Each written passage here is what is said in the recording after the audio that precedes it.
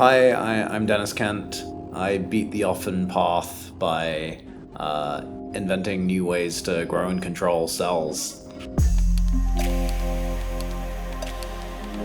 Welcome to the show in this very special, get this, 200th interview. Yes, that's right. I'm joined by Deniz Kent right here, the co-founder and CEO of Prolific Machines, a biotech company at the forefront of sustainable and healthy food. Starting his career with notable research in cancer immunotherapy at the University of Bristol, Deniz has been recognized for his contributions to science, including winning the award for Outstanding Contribution to Research while at GlaxoSmithKline. Focusing on asthma, Deniz is now a key player in cell production for agriculture, aiming to make cultured meat competitively priced against conventional farming. With over $40 million in funding raised and support from people like Mark Cuban, Emily Ratajkowski, whose name I'm sure I'm butchering, and Sierra, to name just a few, Prolific Machines is redefining food sustainability and accessibility. So here right now is Deniz Kent. I'm Ross Palmer, and this is the 200th episode of Beat the Often Path. So 200 episodes, what are we going to do? I feel like we have to celebrate this in some way. Would you honor the guests by doing 200 push-ups on camera for the next 30 minutes? I don't think anyone wants to watch that, Ross. Oh, man. But that's what the people really want to see. No, it's an absolute pleasure. You're joining us from the Bay Area, just up the way. And if you can hear a little pitter-patter on the roof, it is currently pouring in my neck of the woods. So treat it like an ambient relaxation podcast where the sound of the rain will gently lull you to sleep. But I'm very happy to have you here, Deniz. You're up to some really cool stuff. So talk to me about this project. How did you get into this? What are you doing? And what's the significance of it? Yeah. How did I get into it? I ask myself that question often. And oftentimes you wonder why you got into it, maybe. Oh, God. How did I get into this? Yeah. I think it was a confluence of my professional background, which was as a scientist, and my personal interest, which is in climate change and meat, and it kind of all came together with Prolific. I really love eating meat, and I feel terrible about that, and I would like to stop eating meat, but I am not a good enough person to do that. And so I tried being vegetarian for 9 months, and I couldn't make that work. And I would like to feel less bad about my meat consumption. And so I like the idea of cultured meat because basically the value proposition is that we can have exactly what we want, but without any of the negative externalities. And there are many negative externalities of eating meat right now. Greenhouse gas emissions that come from the animals, massive amounts of land usage, massive amounts of water usage, pandemics that are created by factory farming, animal rights issues. There's a whole bunch of problems, and the demand for meat is set to double. And so there's all these problems with how it is today, and if we are doubling the number of animals, then those problems will amplify. And I'm aware of all of those things, but I still can't stop eating meat. And so I think we need a better way of doing this. And I know that I'm not the only one who feels bad about eating meat, but still can't stop. And so one option is that we come up with like meat alternatives, and those have not been doing very well for a combination of they don't taste very good, or they don't cost much, or like people generally don't want it. And so the value proposition with meat, with cultured meat, is that you can make meat that is indistinguishable from what comes from an animal, because it is made from the same things, the cells of the animal itself.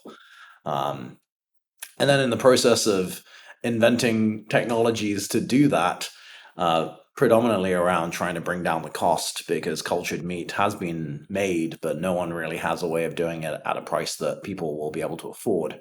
And so Prolific has invented a way to do that. And our plan in cultured meat is to make this available to all of the major meat companies, and to make this available to all of the other cultured meat companies as well, so that we can basically be the infrastructure layer that allows them to produce meat affordably.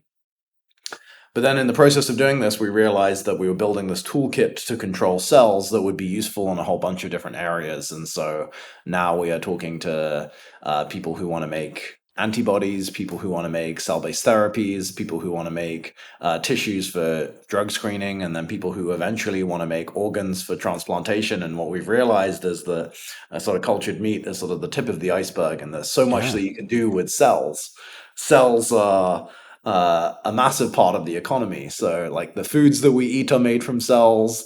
The medicines that we consume are made from cells. The clothes that we wear are made from cells. The fuels that we use in our cars are made from cells, and so can be made from cells. Today I learned, yeah.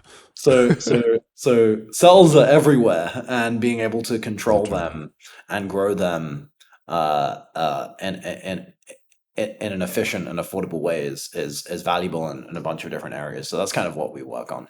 Sure. Well, Ways to I grow. applaud you. I applaud you for feeling bad about eating meat, because I can assure you, based on good data, that is something that no YouTube commenter has ever said. They're sitting there typing right now, everything you stand for is wrong. I hate you. They're hitting enter on that comment right now before they leave the video. So at least you recognize there's a problem, which is great. And I'm fascinated by learning about the implications of solving this problem. But there is, of course, like you said, with the plant-based meat and other alternatives, it's a tough road to climb. And there tough hill to climb, road to climb, whatever. It's a steep road is what I'm trying to say. Yeah. But you've got, on the one hand, lots of support, people raising funding with companies, and there does seem to be a receptive investment climate for this type of business. And yet you have the statistics, like you mentioned, which is still very small. It's a tiny percentage of the overall meat market. Like you said, the meat market's going to double in the next, by 2050 or whatever. So why is it, do you think, that the investment climate is good for these types of ventures on the one hand, even though public demand may not yet be caught up? What's going on that is happening there? Yeah. Well, I guess I'm not sure that the investment market is good for these types of investments outside of Prolific. I mean, Prolific has had all of our funding rounds oversubscribed, and there's a lot of people that want to give us money, but Yeah. generally speaking, that is not the case for most cultured meat companies. Okay. I think that the important pitch with cultured meat is that it's not an alternative. It is actual meat. And that is something that, people who are working on plant-based meat or mycelium-based meat or bacterial meat or whatever, however else you want to do it. We've tried them all, yeah. It's not meat, right? Because meat is made from animal cells, and cultured meat is also made from animal cells. So the ingredients between our meat and factory farm meat is the same ingredient. They're both animal cells. The difference is, how are you getting those animal cells? In conventional factory farming, you are getting them by growing up animals and then slaughtering those animals. With cultured meat, you are still using an animal. You still need at least one animal because you need some cells to get started with, but you don't need billions of animals. You just need one. And then what you do is you take some cells out of that animal, and you basically put them into conditions that mimic the animal. So you get the temperature right, the humidity right, the CO2 right, the oxygen right, the nutrients right, and the cells basically believe that they are still in the animal if you can get those conditions right. And I don't know if you've ever been to a brewery. Once or twice. My parole officer says I'm not allowed to go back, though. That's another story. So if you've been to a brewery, you'll have seen those big metal tanks that ferment beer. This is essentially what a cultured meat process looks like. It's very similar to fermenting beer, but instead of putting in yeast, which is what you do for beer, we would put in cow cells or chicken cells or pig cells or tuna cells, whatever it is. And so we're kind of already doing this. We're just not for meat. We're doing it for a whole bunch of other things. The fermented foods are everywhere. Talking about it. There's just no one's been able to really crack this for meat yet. Right. But I think that eventually, I don't know how long this will take. It might be 10 years from now. It might be 100 years from now. But I think that eventually people will stop calling cultured meat, and they'll just call it meat. It's kind of like with ice. I don't know if you no, I mean, Or we're like a both too Taco young Bell to remember taco. this. We're both God too knows young what's in to there. remember this, but Mm. there was a time when people got their ice from glaciers. I've And seen the opening of Frozen. I know that part. Yeah. and when people invented machines to make ice, Yeah. everyone was freaked out by the Right. machines that were making ice. And then everyone was calling those ice machines, the ice that came from those ice machines, people were calling it artificial ice. Right. And people were calling it artificial ice for a very long time. But then eventually people realized that it was kind of a pain in the ass to go to the glaciers every time you wanted ice. And these machines were just way more convenient to make ice. And it was, cheaper and it was more efficient and it was less of a pain in the ass. And Right. then people were like, well, why don't we just stop going to the glaciers? Let's also stop calling this artificial ice. And then people started calling it ice. And so I think the same thing's going to happen with cultured meat. Right now, So people this don't was really know what the it first is. time Uh, that people were afraid of AI, you might say. yes, and That's now it is terrible. That's making sorry. I upload interrupted you for a photos. truly awful pun. Continue. I'm sorry. Now we're using it for photos Okay. to make them look marginally better. Yeah. So what you mentioned on your website, you've got this. You're talking about cells, rapid tech like cars. I've read Henry Ford's autobiography. I can't recall which one it was. Very interesting stuff. Everybody knows what Henry Ford has done for cars and assembly lines and all of that. And that's an analogy that you use on your website, which looks great, by the way. It's a lovely looking website. And you mentioned trying to be sort of the Henry Ford of cell production, which sounds cool and innovative and awesome, but I have no idea what the hell that actually means. So what are we Yeah, so, talking about yeah, when we talk so about that? Yeah, so the reason why we use the analogy is because we think that cultured meat today is quite similar to where the automotive industry was in the early days of cars. And what people don't realize now is that in the early days of cars, people thought that cars were a terrible idea.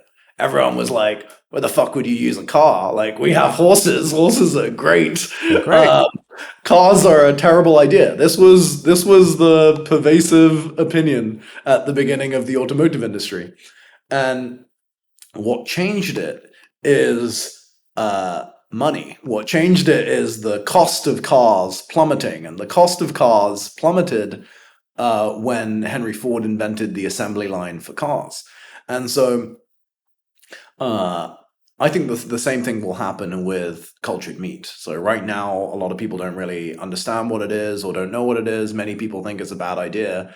And then when the costs of cultured meat are lower than the costs of factory farming, which is what I think we're heading to, and what Prolifix technology enables, and the quality of the meat is higher. So for example, we already have more protein gram for gram, we have more iron gram for gram, so we can have nutritional advantages and lower cost. Then people will switch over, not because they care about the animals or because they care about the climate. Some people care about those things, but the majority of people just care Mm, about themselves. yes. and Fully and agree with you there. and that that is why we use the assembly line analogy, is because people started using uh, cars really when it became super cheap and super convenient for them to use cars. And I think the same will be true for cultured meat. People will start buying cultured meat when it becomes super easy and super convenient for them to do so. And until then, they won't, which is why we're interested in working in cultured meat. I will say that we're not a cultured meat company. We're a biomanufacturing platform that can be used for anything. So anything where cells are useful, we want to be the infrastructure layer, including but not limited to meat, which is made from Okay. cells, Right. obviously. Well, we'll jump into that in just 1 second. I just wanted to ask, with the meat, to make it give that authentic taste, do you inject it with antibiotics and microplastics just so you really get that true experience? No antibiotics, no microplastics, and You it's think I'm actually going to one of the spend advantages. It's one of the 500 bucks for that? advantages. Yeah. It's actually one of the advantages of cultured meat is that you have controlled conditions. So, Yeah. with factory farming, people die every year from food poisoning. Sure. which is basically a result of when you're slaughtering the animal. One of the things that you have to do is slice open the gut. And the gut is basically like a big bioreactor full of fungus and bacteria and Yeah. all sorts. So that basically like explodes everywhere and it goes all over the meat. And then you have to bleach it to try and get it off. But inevitably, some of the meat becomes contaminated, and some of the people that eat it end up getting ill. One of the things that we can do is we can grow those cells in conditions that we know have no pathogens in them. And so we can basically guarantee no foodborne illnesses from our meat, which you won't get with factory farming. So there's a number of interesting advantages to this, aside from the fact that it's 90% less greenhouse gases, more than 90% less land, more than 90% less water. Those are all things that you kind of have to be a little bit altruistic to care about. There are Right. I'm lots going to of say boring. yeah, there's lots of just very personal, visceral reasons Yeah. to do this. I don't know about you, but a few years back when they told everybody it was on the news that we eat a credit card's worth of plastic per week these Wow. days in microplastic form. You know, most people took that as a bad thing. I took it as a challenge. I tried to eat more plastic. I'm up to 2 credit cards worth now, so you're getting in my way. That's only a credit card. Pff, here's a bottle cap. Let's Yeah, get how do that you do down. that? How do you Oh, maximize you know, just bits and plastic intake? pieces. I think like a bird. If I see something shiny, I pick it up with my beak and I swallow it without chewing, much like a duck. But okay, so we've got this credible technology which applies to anything. Go ahead. Oh, no, go ahead. I'm just in my own little world. The rain is falling down. I'm in my own little cave. We've got this incredible technology. Cells can be in anything. All right, great. I finally feel slightly smart enough to pass my freshman year biology class. All right, cells, they exist and they're important. I'm with you so far. Mhm. What is the connection between meat and this strange type of cultured meat production, of which you're clearly somehow different than all of the others who aren't oversubscribed in their funding round, and other general cells for all kinds of stuff? Um, so what's different with us is that we've invented a way to grow these cells that doesn't require many of the expensive inputs. So the most expensive input in cultured meat is called recombinant proteins, and we basically have found a way to eliminate them. Um, and the reason why it's significant is because these recombinant proteins make up more than 90% of the costs of growing cells, and not just for cultured meat, but for other applications as well. Um, so basically, that's one of the things one of the tools in the toolkit. But really, what we've done is built a toolkit that can control every function inside the cell with extremely high precision and extremely low cost. And we'll be coming out later this year with a big press release outlining what this platform is and how people can use it. But it's more of a toolkit than we're more of a toolkit provider than a meat seller. Think of us like that. So we want to be like the underlying technology that meat companies can use to produce their meat, rather than being the meat company ourselves. Um, So what else can we do with it? well, Enlighten me so before much the is made of question. cells. Like you and I, we are just big bags of cells, right? Some more than others. Yeah. I think I'm a big bag of cells. You're something I, else. There's I, something better. I think I'm a big bag of cells too. We are all big bags of cells. Okay. Um, Agree to disagree, but yeah. so yeah, cells make a lot. Like if you think about like why people die, most people die because of a tissue failure or an organ failure. And so if you can make tissues or organs for people, then it's basically the fountain of youth, which is a little scary because it will make climate change worse. But that's one of the things that we're working towards at Prolific, is being able to make tissues and organs for people. And so that will transform human health. But the same technology will also be used to make steaks and sashimi and all of these other things. So there's a massive amount of parallels between what we're doing in cultured meat and human health. You just change the cell type. Instead of it being a cow cell, you use a human cell. Um, Okay. Well, at the risk of fully solidifying my ignorance, is this similar to the prospect of what stem cells once offered us, that you could sort of put this in something and it can grow? Are we talking about something fundamentally similar? Yeah, so we use stem cells. Okay. You don't have to And use stem cells. Like, what okay. defines a stem cell? I did my PhD in stem cell biology. So, Okay. what defines a stem cell I'm asking you. is hotly debated. Okay. In my opinion, the cleanest definition is a cell that can both self-renew and turn into other cell types. Okay. Um, and that's quite a broad definition of stem cells. And so a lot of cell types that wouldn't typically be characterized as stem cells, if you define them like that, would be considered a stem cell. We don't have to go into the weeds of it, but yeah, stem cells, there's not just like one stem cell. There are lots of different types of stem cells, dozens of Okay. types of stem cells. And somebody out there thinks you're an idiot for believing in one over the other. Is how hotly debated is this? Are there arguments, wars being fought? Very hotly debated. Hmm. I used to be Okay. in the liver stem cell space, and like how the liver regenerates is a very hotly debated topic amongst a very small number of people who give a shit. Um, Okay. That's also the alternative subject for my podcast. That's a very small number of people who give a shit. I'm after episode 200, 201, we're doing a rebrand to that. But I'm glad you do. Okay, so yeah, that's we've got a big crazy idea, and you said, contrary to my belief, that it's a difficult space to be in, or the investment climate's maybe not so positive. So describe to me your path. Were you always entrepreneurial? How did you get these big names like Mark Cuban, all these people? Like, what were your tactics to actually get the support, and what was the messaging that you had at an early stage that hooked people? well, I think the most important thing is doing something that actually adds value. So we got all of these investors because we solved a problem that is quite large, and the support is as a consequence of being able to solve a problem that is real and large. So I think that's the most important thing: identifying the problem and then finding a way to solve it. The support will follow from that, as long as you're working on the right problem and have a way to solve it that's compelling.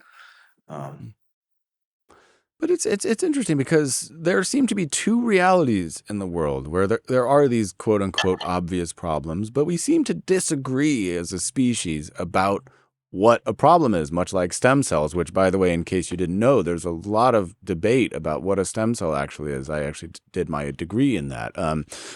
But people are definitely wondering, what constitutes a big problem worth solving, right? I think, wow, look at the Earth, look at this, look at fossil fuel usage, look at meat consumption, look at a finite planet, and we have no plan to draw down concrete, steel, ammonia, plastics. We have no plan to even mitigate our consumption of these finite resources, not to speak of lithium and other things. So not everybody seems to agree that that's a big problem. Surely scientists agree, and many intelligent people agree, but I'm not convinced that solving a big problem necessarily means that somebody else will agree that it's a big problem, or agree enough to say, I want to fund that big problem, especially when we're talking about celebrities or random celebrities, right? So yeah. how So do I you mean, get them to people. agree and acknowledge in this weirdly I mean, politicized world? definitely not everyone will agree on what constitutes a big problem. Yeah. But you don't need everyone to agree. You just need enough people to agree. And I mean, like with meat, for example, it's, I think, pretty unequivocal that we are structurally constrained. So just to give you an idea, 70% of total arable land on the planet is either used directly to rear animals or to grow the feed that we use to feed the animals. That's a crazy number. That So is. 70% of total arable land.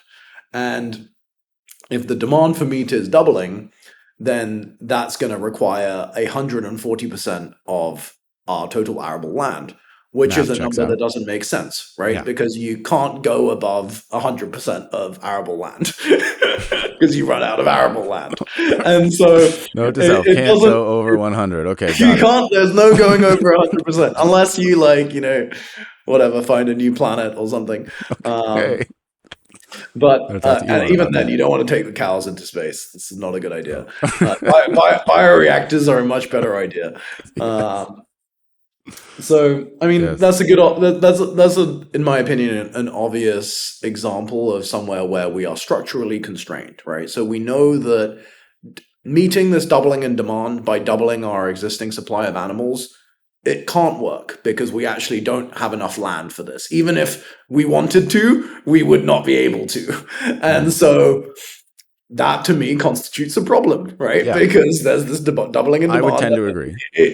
existing supply can't double. Yeah. Independent of climate change, independent of animal rights, independent of water, independent of pandemics, just the land argument alone is strong enough. Hmm. And when I make that argument, people agree. And I'm not the only one making this argument. To be clear, Mm. this is not an original opinion. This is Yeah. widely agreed.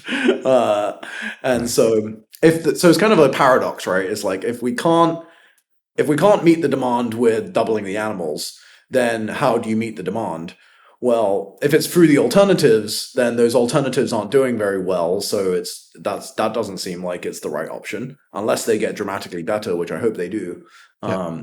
But to me, cultured meat kind of solves this paradox, which is Mm. we can't do it with doubling the animals and we can't do it with the alternatives. Then why don't we just make the meat that exactly people want, Mm. but without the negative externalities? So Yeah. that to me is a compelling value proposition. And if you have the technology to do it, like Prolific does, then I think there's always going to be interest. Like the reality is that there's always more people with money than there are people who are doing something really interesting and important. Like that Mm. ratio is always going to be like that. So the really great companies, I think, will always get funded.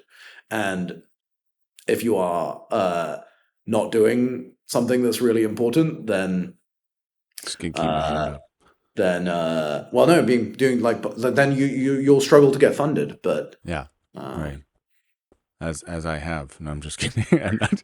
well, no, I mean, I think podcasts are very important.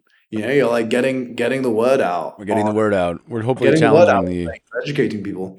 yeah about that future and trying to reach some sort of consensus, obviously, about what problems are worth solving. And certainly, God knows what a stem cell is or should be, and the dangers of artificial ice, which I'm still hammering on about.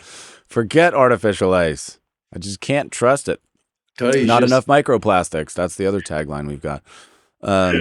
Yeah, because filtered water, So here's the thing, I have studied, I've been a part of the vegan community, and I mostly eat plant-based. I'm not allowed to call myself a vegan, and nobody cares who's listening to this, so that's the last I'll say about that. But one of the compelling arguments is you look at a cow, which is this massive thing, and what do you get out of a single cow? 500 pounds of beef? I'm not entirely sure, but it's let's say 500 pounds of beef. And of course, in the course of its life, it's got to consume thousands of pounds of grain. It's got to consume water, and it needs medicine, antibiotics. It needs land. And once it grazes on that land, you can't use that land for something else, this arable land you're talking about. So for me, it's hard to imagine that it wouldn't be cheaper not to have to raise this giant mammal from nothing to that size over the course of its lifetime.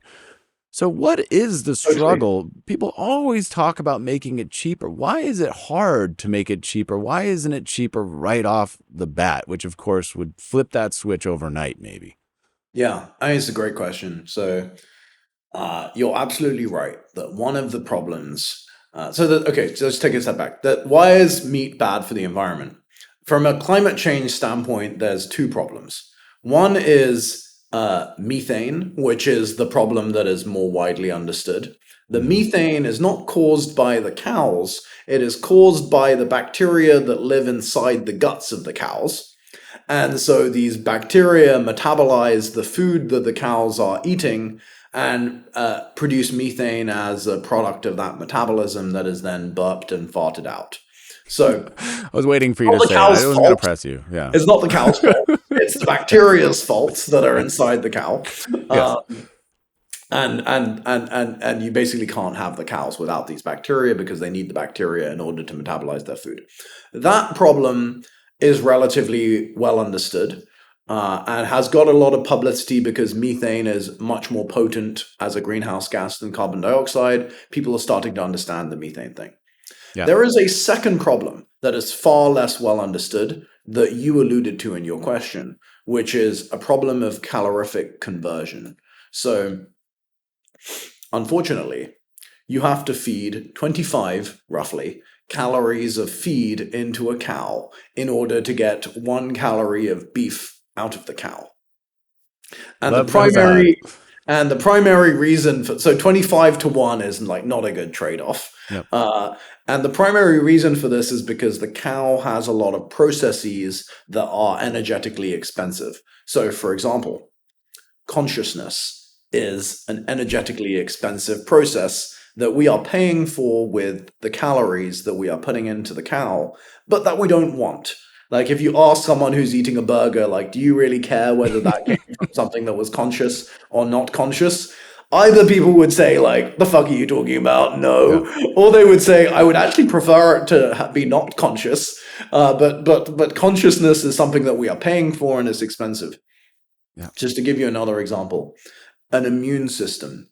An immune system is extremely expensive. So a single molecule of antibody, a single antibody costs 17,000 molecules of ATP, and ATP is like money for the cell. It's like the energy currency of the cell. And so these cows are going to be making huge amounts of these antibodies and immune cells. It's very energetically expensive. If you ask someone who's eating a burger, like, do you care if that burger came from an animal that had an immune system or not? They'd be like, the hell are you talking about? No, I don't care. I just care about whether this burger tastes good and is good for me and if I can afford it. And so there's all of these processes that we are paying for, but don't really need or want. And so cultured meat, so our cells can convert calories at roughly a ratio of 2 to 1, which is, an order of magnitude better than the cow. So that's a good thing. And the cells, our cells also don't produce any methane, right? Because remember, the methane doesn't come from the cow cells. The methane comes from the bacteria that are living inside the cow. And our bioreactors, which is like the big steel tanks that we grow the cells in, don't have any bacteria. They just have cow cells. So our tanks don't produce methane. The cows do produce methane. Our tanks can convert calories at a conversion of 2 to 1, not 25 to 1. So we're better for the environment on multiple fronts. So why is it still expensive? Right. It's expensive for the same reason that cars were expensive when they first came out.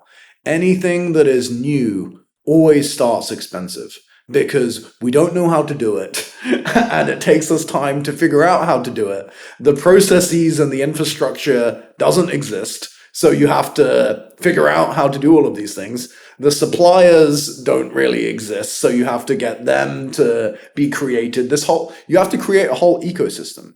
And creating a whole new ecosystem takes time.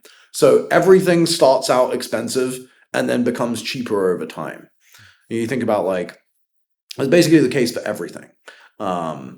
So if we have this conversation, if we're still alive in 10 or 50 or 100 years' time, I think cultured meat will be extremely cheap. I think it'll be cheaper than traditional, conventional factory farm meat. Just when McDonald's and Taco Bell, when they flip that switch and their ground beef taco is that, and the cheaper thing, whatever's cheaper will be adopted. I think that's obvious.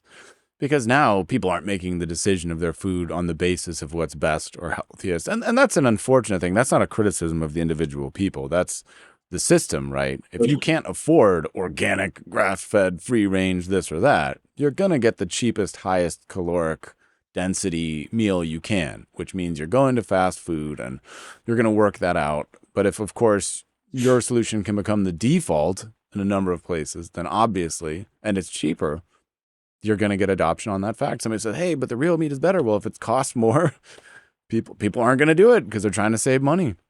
And ours So is that's real too, by the way. I disagree yeah. with this framing of what is Well, real. okay, no, you're Our right, you're meat right. But is absolutely non-fictional. you can anticipate the backlash, I think, and the Yes, lobbying and the politicization of it, and of course, like everybody totally, will immediately adopt it, but what's going to happen is there's going to be campaigns against it, and these totally, well-entrenched industries are going to fight, and they're going to totally, paint it in the public perception as artificial ice, much more damaging than glacial ice, or totally. cars, And much worse than old Bessie, the trusty horse that's gotten you everywhere for the last 5 years. 100%. So, And that's the case with every new innovation. right, Every time humanity tries to do something new, the incumbents attack the new thing. Like of that course. is the status quo. It's the default of how we plod Yep. along as a species. Yeah. And this is also the reason why I think podcasts and other forms of media have an important role to play here, which is that the public should hear the counter narrative. They should not just blindly trust what they Right. read on some journalist's webpage that behind closed doors is getting paid by X, Y, or Z. Um, yeah, Well, I think it's all about the expanding of the consciousness, right? It's expanding what somebody might think is possible and stretching those ideas a little bit.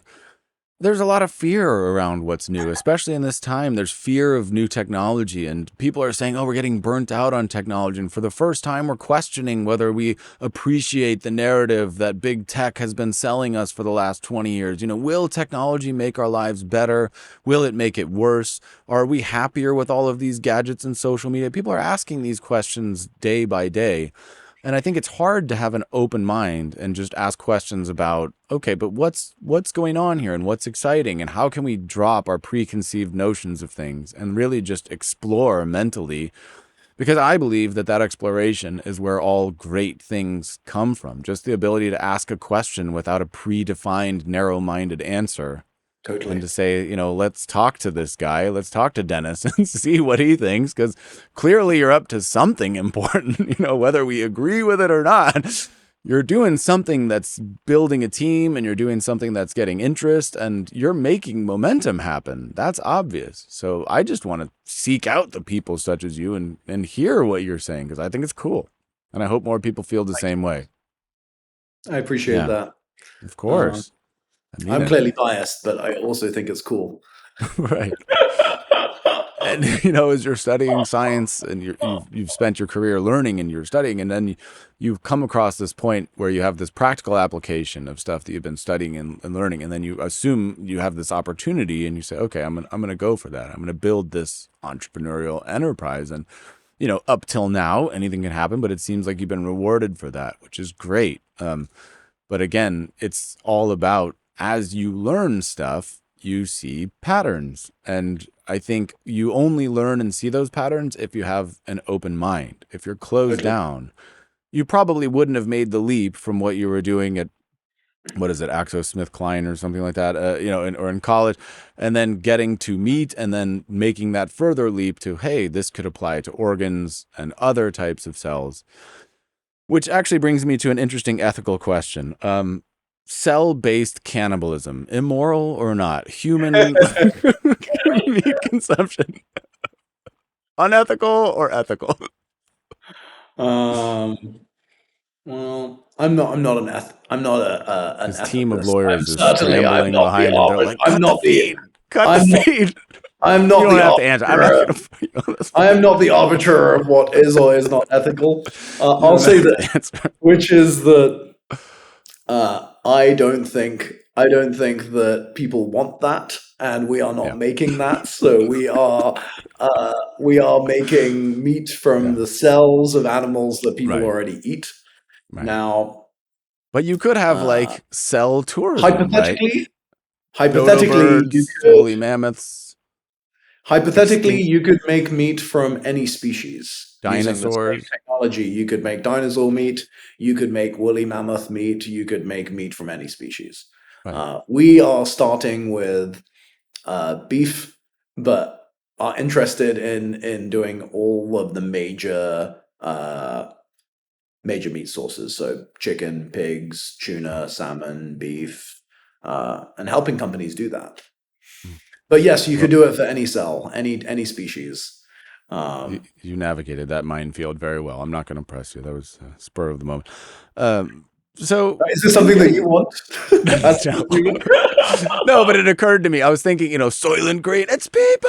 Like, these are the dystopian futures we dread so much. We dread Soylent Green. Like, but there is, maybe they didn't understand that in Soylent Green it could have been ethical, perhaps, right? The assumption in that movie was that you're harming human beings with consciousness, not just their cells. But we can move on from that. Um, Totally. yeah. So, okay. So, when getting the word out to potential customers, what has been the most effective? So, aside from investors, when spreading the word to to become that platform that you're trying to become, what's been the most effective tool for you to pitch and sell and get your customers? So,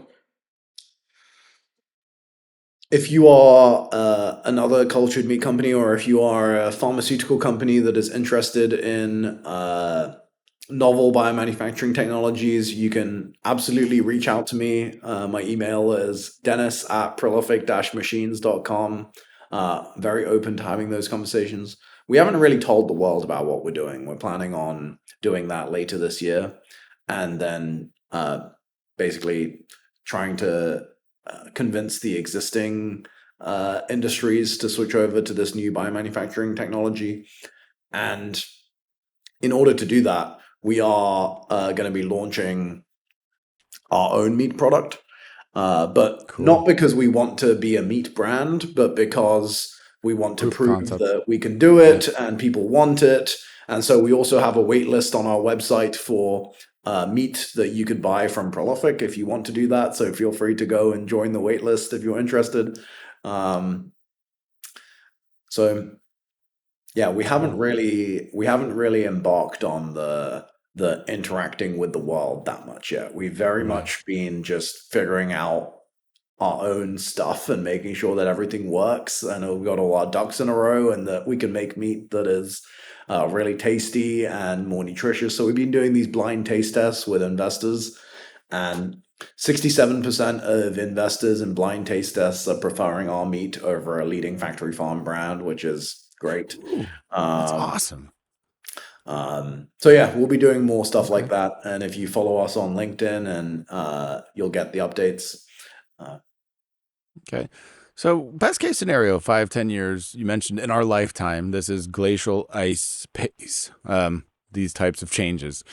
You mentioned what's realistic here in 5, 10 years? Is any type of meaningful change realistic, or are we really looking at, you think, a decades long, 40, 50 years from now, maybe moving the needle type thing?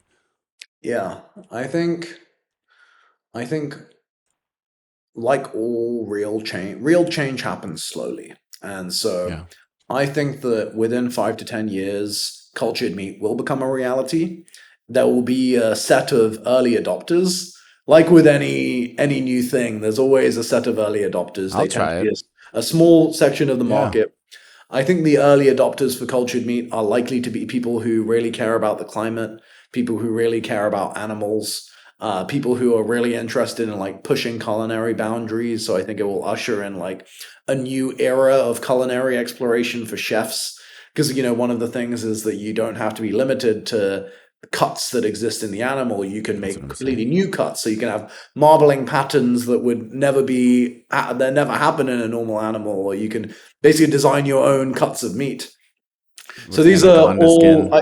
I would put all of the in the early adopter camp.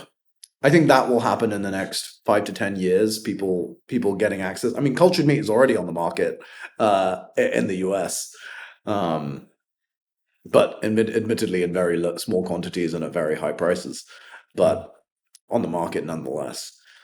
I think in the next 5 to 10 years, you're going to see more of that. You're going to see a lot more cultured meat companies get approved. Um, and you'll start seeing cultured meat on more restaurant menus, more supermarkets. But I think that there's going to be this larger transition, which is like, when does it really become? When does it go from artificial ice to just ice? And I think that's going to be a function of cost. So it's like with solar panels and fossil fuels, right? solar panels really started getting deployed at scale once the cost of the solar panels became less than fossil fuel equivalents. So I think the same thing will be true for meat, and that will require Prolific and other companies to build massive scaled facilities, which are being built right now. Will take time. Uh, we're building our pilot facility right now, and then after that, we'll be building our first commercial facility. So that's going to be coming online around. So there's lots is going to happen in the next decade. It's a very exciting time. Well, it sure sounds like it. And I'm very glad I got to sit and talk with you and learn a little bit about that and get a pre-press release insider baseball into what's coming down the pipeline. I, for one, am very much looking forward to it, and I will happily give it a try whenever it does find its way into edible Awesome. form. I'll join the waitlist on our website. Yeah, exactly. Yes. Can you bump me up? Like, is there an extra spot for media? And I'm just kidding. I'll put myself at last come You first can serve. we'll figure something out. Yeah. Well, it's been fantastic talking to you. I wish you tons of luck. I mean, it seems like you're on a great trajectory. Again, I think it's personally cool. Probably does fall in the category of things that a very small number of people care a lot about, but I do. I care about it. I think it's very interesting. I think it's awesome, and I'm excited to see all of these new angles. And I've talked to all of them. One of the guests I just had is injecting pig protein into soybeans. So you cut open a soybean and it's eating pork. I mean, there's crazy shit that's happening out there right now. And I'm just trying to figure out all of it. But crazy shit. Yeah, it all seems interesting though. And this seems super cool. And you're getting validation from much more important people than myself on that. So, yeah. I know you've got places to be, so I won't keep you, but, thanks a lot for joining. And it was fun chatting. My pleasure. And with that, the official podcast is over.